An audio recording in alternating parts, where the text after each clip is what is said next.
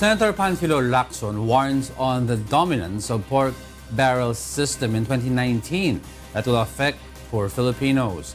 But the Budget Department insists that there are no pork barrel insertions in the proposed budget for next year. Nel Maribojoc tells us why. The death of Filipinos will all the more increase due to pork barrel system. According to Senator Panfilo Lacson, even those who are just being born now are already in debt of 71,000 pesos each.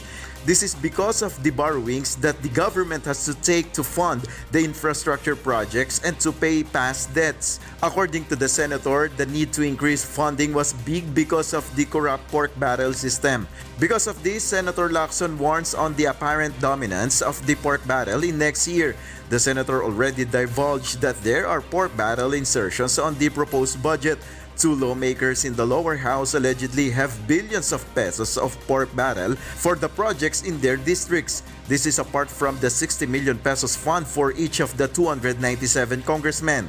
But the Department of Budget and Management insists that there are no pork barrel insertions in their proposed budget, which the lower house has the power to amend. Hindi ko sinabing hindi pork, but that's their prerogative, no?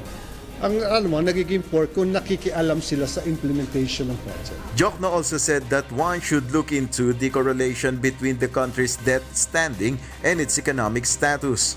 Hindi naman importante yung level of debt, no? Ang mas mahalaga yung debt to GDP ratio. Magkano ba yung utang natin kumpara sa laki ng ekonomiya natin? Nel Maribojoc, UNTV News and Rescue, Senate of the Philippines.